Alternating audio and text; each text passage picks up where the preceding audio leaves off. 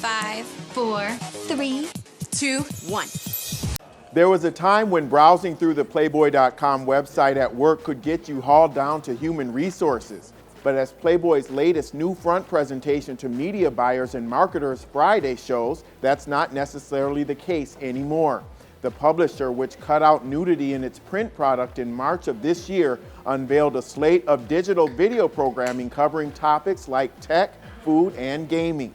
The move comes as the famed magazine company explores a possible sale. But in the meantime, Playboy CEO Scott Flanders is trying to draw advertising interest with its lineup of new content.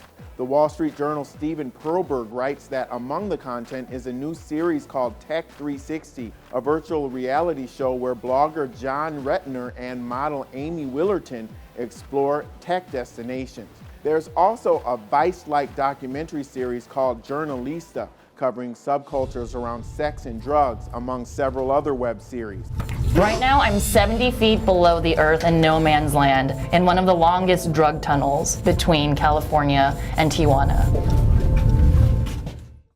At the annual NewFronts, digital media companies promote their prospective content to advertisers in a model that's similar to the TV industry's upfront presentations of their fall seasons. To be sure, shows announced at the NewFronts have a tendency to never get off the ground if advertisers aren't interested. That said, despite all the new content, Flanders told the audience that Playboy Playmates are still, quote, the single best brand ambassadors, unquote.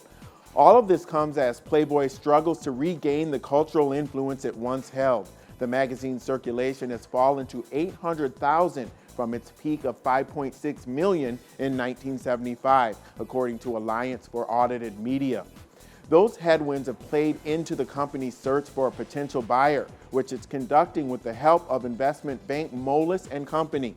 People familiar with the process say Playboy could sell for more than $500 million if it's sold wholly, though it's also exploring selling smaller parts of the business, including its licensing arm and the 5-acre iconic Playboy Mansion, which was put up for sale earlier this year.